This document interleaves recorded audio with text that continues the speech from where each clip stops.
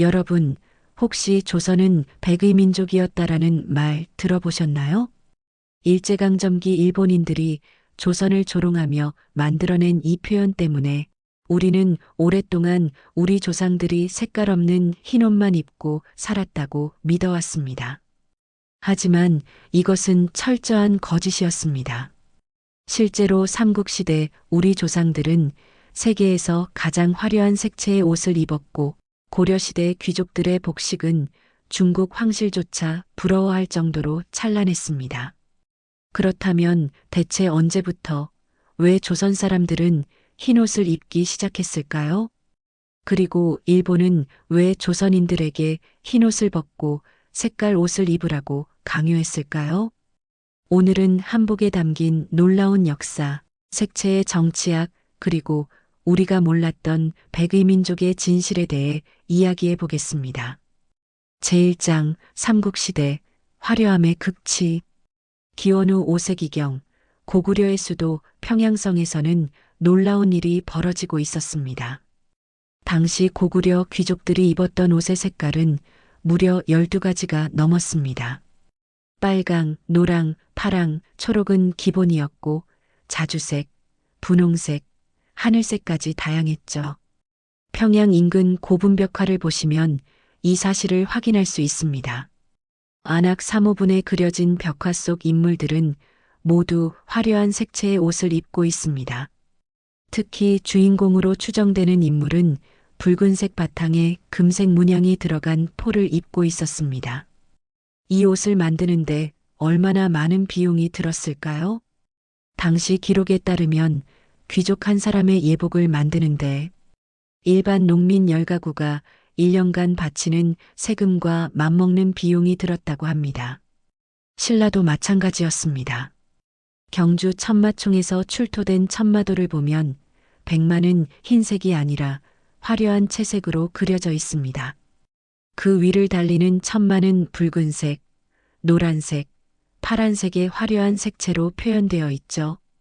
6세기 신라의 수도 서라벌에는 염색 전문 장인이 500명 이상 있었다는 기록이 남아 있습니다. 인구가 약 18만 명이었던 서라벌에서 360명 중 1명이 염색을 전문으로 하는 장인이었다는 것이죠. 이들은 어떻게 이렇게 화려한 색을 만들어냈을까요? 자연에서 얻은 염료를 사용했습니다. 홍화에서는 빨간색을, 치자에서는 노란색을, 쪽에서는 파란색을 얻었죠. 특히 자주색은 가장 귀한 색이었습니다. 자초라는 식물에서 추출한 자주색 염료 한 근을 만들기 위해서는 자초 뿌리 100근이 필요했습니다. 백제는 더욱 놀라웠습니다. 일본 호류지절에 보관된 백제 관음상의 옷을 보면 무려 7가지 색상이 조화롭게 배치되어 있습니다. 612년 백제에서 일본으로 건너간 승려 관륵이 전한 기록에 따르면 백제 귀족들은 계절마다 다른 색깔의 옷을 입었다고 합니다. 봄에는 청색, 여름에는 적색, 가을에는 백색, 겨울에는 흑색이었죠. 이것은 단순한 패션이 아니었습니다. 음양오행 사상에 기반한 철학적 체계였던 것입니다. 제2장 고려시대 몽골의 영향과 복식혁명. 918년 고려가 건국되면서 한복은 또 한 번의 변화를 맞이합니다. 고려 초기 귀족들의 옷은 삼국시대보다 더욱 화려해졌습니다. 송나라와의 활발한 교역 덕분에 고급 비단과 새로운 염색 기술이 도입되었기 때문이죠. 1123년 고려를 방문한 송나라 사신 서긍은 선화봉사고려도경에서 이렇게 기록했습니다. 고려 귀족들의 의복은 온통 비단으로 만들어졌으며 금실과 은실로 수놓은 문양이 찬란하여 우리 송나라 귀족들도 이에 미치지 못한다. 실제로 고려시대 귀족 남성들은 붉은색, 자주색, 남색의 포를 즐겨 입었고 여성들은 저고리와 치마에 각각 다른 색을 사용해 화려함을 더했습니다. 고려 궁중에서는 계급에 따라 입을 수 있는 색깔이 정해져 있었습니다. 왕은 황색과 자주색을, 왕족은 붉은색을, 3품 이상 관리는 자주색을, 4품 이하는 청색을 입었죠. 그런데 1231년 몽골의 침입이 모든 것을 바꿔놓습니다. 30년에 걸친 전쟁으로 고려는 초토화되었습니다. 당시 고려의 인구는 약 200만 명이었는데 전쟁으로 약 50만 명이 사망하거나 포로로 끌려갔습니다. 인구의 4분의 1이 사라진 것이죠. 더 심각한 것은 경제적 피해였습니다. 몽골군은 고려의 염색 공방들을 집중적으로 파괴했습니다. 왜 그랬을까요? 염색 시설은 군복을 만드는 핵심 시설이었기 때문입니다. 몽골은 고려의 재기를 막기 위해 의도적으로 이 시설들을 불태웠던 것이죠. 1259년 몽골과의 강화 이후 고려는 80년간 원나라의 부마국이 됩니다. 이 시기 고려 왕실은 원나라 공주와 혼인하면서 몽골식 복장이 유입됩니다. 바로 그 유명한 몽골풍 복식이죠. 짧은 저고리와 넓은 치마, 그리고 긴 고름이 이때 등장했습니다. 하지만 흥미로운 점은 몽골풍이 들어왔지만 여전히 색채는 화려했다는 것입니다. 14세기 고려 귀족 여성들의 무덤에서 출토된 의복들을 보면 연분홍색 저고리, 연두색 치마, 자주색 속옷 등 다양한 색채의 옷들이 발견됩니다. 고려시대 말까지도 한복은 여전히 화려한 색채를 유지하고 있었던 것입니다. 제3장 조선 성리학 흰옷의 철학이 탄생하다. 1392년 조선이 건국되면서 복식 문화에 혁명적 변화가 찾아옵니다. 새로운 지배 이념이었던 성리학은 검소함과 절제를 최고의 덕목으로 삼았습니다. 유학자들은 화려한 옷을 사치의 상징으로 보았고 흰옷을 정직과 청렴의 상징으로 여겼습니다. 1413년 태종 이방원은 충격적인 명령을 내립니다. 백성들은 비단옷을 입지 못하게 하고 오직 무명과 모시로 만든 옷만 입도록 하라. 이것은 사치 금지령이었습니다. 당시 조선은 건국 초기 경제적 어려움을 겪고 있었고 비단 수입에 막대한 비용이 들었기 때문이죠. 그런데 흥미로운 사실이 있습니다. 이 법령은 평민들에게만 적용되었다는 것입니다. 양반들은 여전히 화려한 색깔의 비단옷을 입을 수 있었죠. 1454년 단종실록을 보면 왕실 혼례 때 사용된 비단이 무려 3,000필이나 되었다는 기록이 남아 있습니다. 하지만 16세기 들어 상황이 변합니다.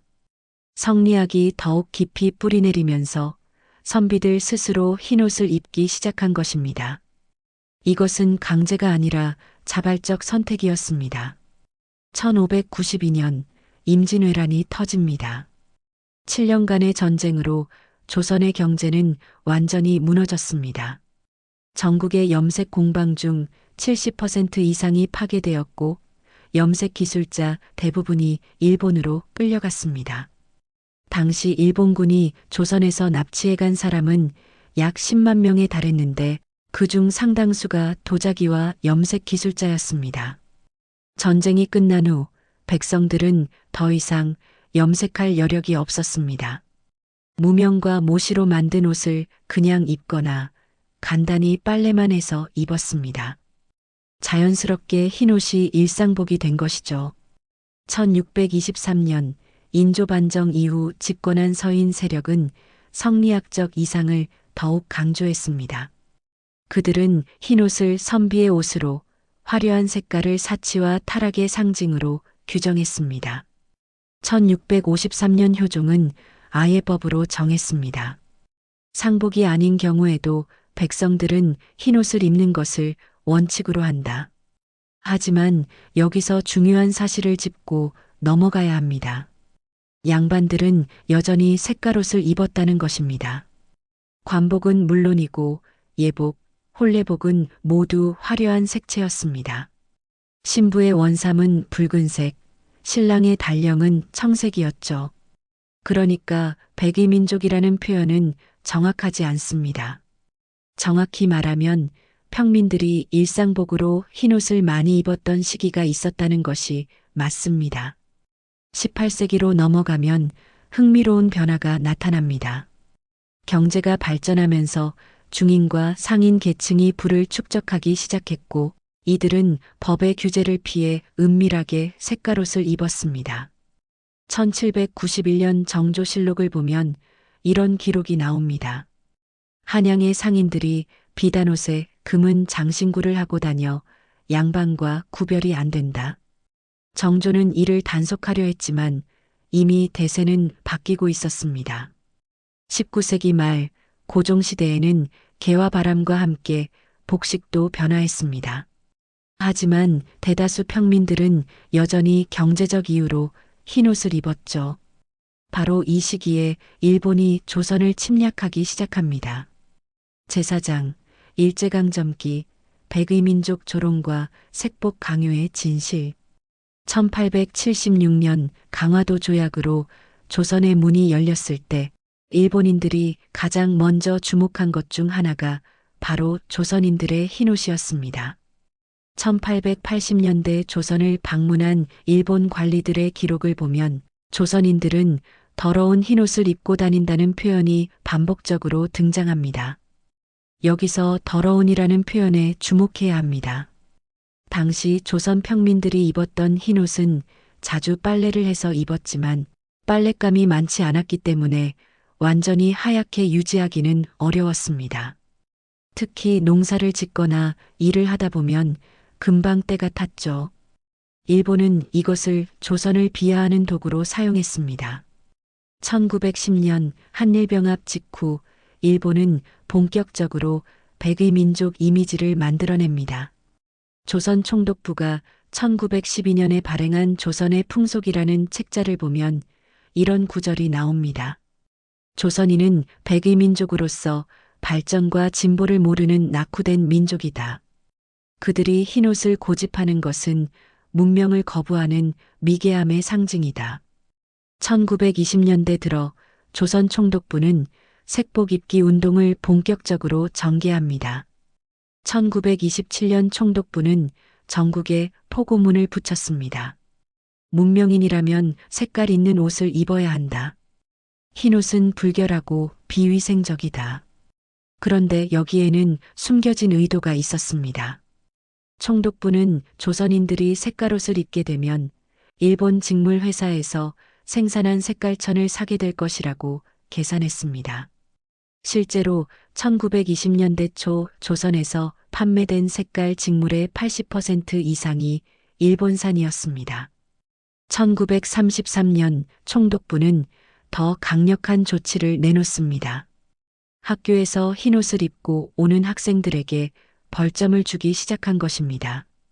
서울의 한 공립학교 기록을 보면 1933년 한 해 동안 흰옷을 입고 등교했다가 벌점을 받은 학생이 무려 472명이나 되었습니다. 하지만 조선인들의 반응은 일본의 예상과 달랐습니다. 많은 사람들이 의도적으로 흰옷을 계속 입었습니다. 그것은 조선인으로서의 정체성을 지키는 하나의 저항이었던 것이죠. 1934년 동아일보 기사를 보면 이런 내용이 나옵니다. 종로 거리를 지나는 조선인 중 여전히 70% 이상이 흰옷을 입고 있다. 총독부의 색복 장려에도 불구하고 백의 전통은 쉽게 사라지지 않고 있다. 1937년 중일전쟁이 터지면서 상황은 더욱 악화됩니다. 일제는 전시동원 체제를 위해 조선인들의 옷차림까지 통제하기 시작했습니다. 1940년에는 국민복이라는 것을 만들어 강제로 입히려 했죠. 그리고 1941년 태평양 전쟁이 시작되면서 총독부는 극단적인 조치를 내립니다. 백색 직물의 생산과 판매를 금지한다. 이유는 군수물자 절약이었습니다. 흰옷을 만들기 위해서는 표백 과정이 필요한데 표백에 사용되는 화학약품을 군수용으로 쓰겠다는 것이었죠. 1943년까지 조선에서 생산된 흰색 무명의 양은 1937년 대비 95% 감소했습니다. 강제로 색깔옷을 입혀야 했던 일본의 노력은 역설적으로 흰옷이 조선인들에게 얼마나 깊은 의미였는지를 보여줍니다.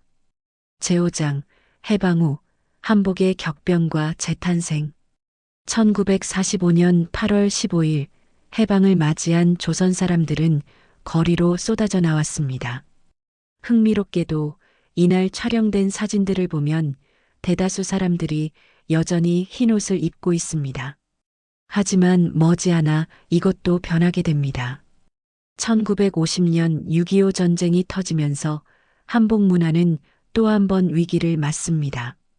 전쟁으로 전국의 직물 공장 중 절반 이상이 파괴되었고 사람들은 살아남는 것만으로도 버거웠습니다. 미군이 지원한 구호물자 중에는 군복을 재활용한 옷감들이 있었는데 이것으로 만든 옷들은 당연히 카키색이나 초록색이었죠. 1953년 휴전 이후 한국 사회는 급격한 변화를 겪습니다. 미국 문화가 밀려 들어오면서 서양식 의복이 대중화되기 시작했습니다. 특히 젊은 세대들은 한복을 불편하고 구식으로 여기기 시작했죠. 1960년대 통계를 보면 충격적인 숫자가 나옵니다. 1962년 서울 시내에서 한복을 일상복으로 입고 다니는 사람의 비율은 겨우 12%였습니다. 불과 15년 전만 해도 90% 이상이었던 것과 비교하면 엄청난 변화였죠. 1964년 박정희 정부는 생활 개선 운동을 전개합니다. 이 운동의 일환으로 간소복 입기 캠페인이 벌어졌는데 한복을 비효율적이고 낭비적인 옷으로 규정했습니다. 정부는 서양식 옷을 입을 것을 권장했죠. 한복 산업은 급격히 무너졌습니다. 1960년 서울에만 1200개가 넘었던 한복 맞춤점은 1970년에는 400개로 줄어들었습니다. 70% 가까이 감소한 것이죠. 하지만 1970년대 후반 의외의 변화가 찾아옵니다. 경제가 성장하면서 사람들은 전통 문화에 대한 관심을 다시 가지기 시작했습니다. 1975년 무형문화재 제도가 확대되면서 바느질 장인, 염색장 등이 문화재로 지정되었죠. 1979년 한복 디자이너 이영희가 등장합니다. 그녀는 전통 한복의 아름다움을 유지하면서도 현대적 감각을 더한 생활한복을 만들어냈습니다. 짧은 저고리와 긴 치마라는 전통적 실루엣은 유지하되 색상과 소재를 현대화한 것이죠. 1988년 서울올림픽은 한복의 전환점이 되었습니다. 개막식에서 수천 명의 한국인이 화려한 색채의 한복을 입고 나타났을 때 전 세계가 놀랐습니다. 한국인들이 흰옷만 입는 백의민족이라고? 라는 의문이 제기되었죠. 올림픽 이후 한복에 대한 인식이 완전히 바뀌었습니다.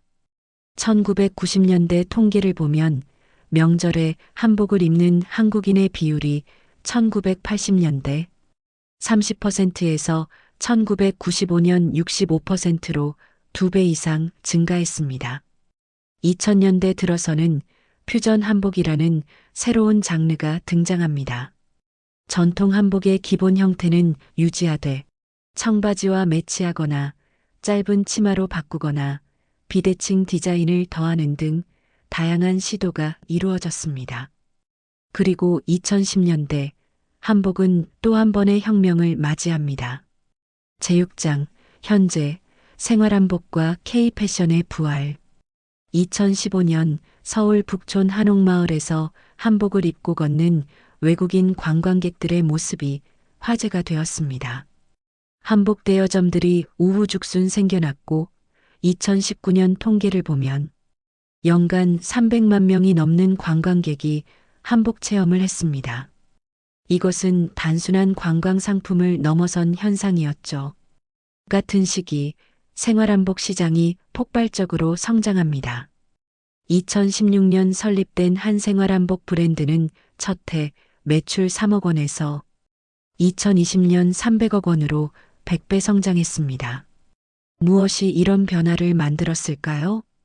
젊은 디자이너들이 한복을 완전히 새롭게 해석한 것입니다. 전통 한복은 여러 겹의 옷을 입어야 하고 활동이 불편했습니다.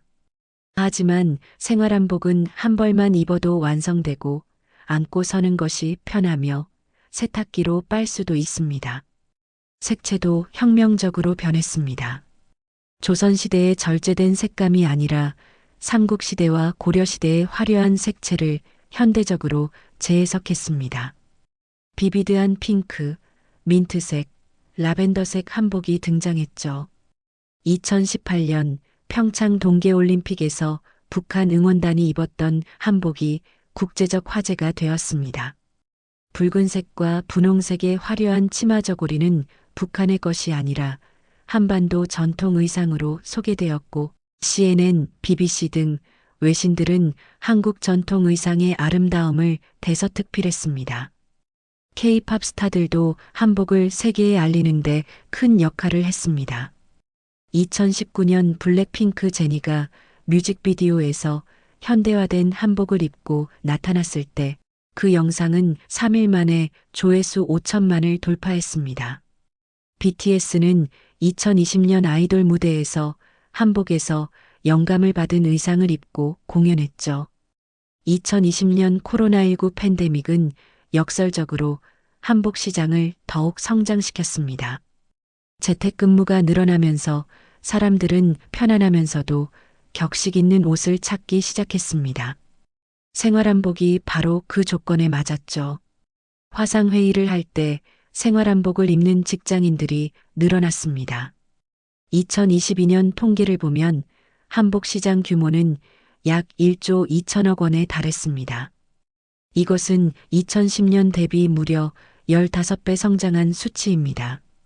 특히 주목할 점은 구매자의 연령대입니다. 2022년 한복 구매자 중 20에서 30대가 차지하는 비율이 68%였습니다. 한복이 더 이상 어른들의 명절 옷이 아니라 젊은이들의 일상복으로 자리 잡은 것이죠. 2023년 한복은 국제 패션계에서도 주목받기 시작했습니다. 파리 패션 위크에 참가한 한국 디자이너들은 한복의 실루엣을 현대 패션에 접목시킨 작품들을 선보였습니다. 특히 저고리의 짧은 길이와 치마의 어라인 실루엣, 그리고 색동의 배색 기법이 유럽 패션계에서 신선하고 독창적이라는 평가를 받았습니다. 2024년 봄 뉴욕 메트로폴리탄 박물관에서 열린 한국 복식 전시회는 40만 명이 넘는 관람객을 끌어모았습니다. 전시회의 하이라이트는 17세기 조선 왕실 혼례복과 21세기 생활한복을 나란히 배치한 섹션이었습니다. 관람객들은 400년의 시간을 뛰어넘어 한복이 어떻게 변화하고 진화했는지를 한눈에 볼 수 있었죠. 현재 한복은 3가지 방향으로 진화하고 있습니다. 첫째, 전통 한복의 복원입니다. 국립고궁박물관과 문화재청은 고려시대, 조선시대 유물을 정밀 분석해 당시의 색채와 재단법을 그대로 재현하는 프로젝트를 진행 중입니다. 2023년 복원된 고려시대 귀족 여성의 예복은 무려 9가지 색상이 조화롭게 배치되어 있었죠. 둘째, 생활한복의 대중화입니다.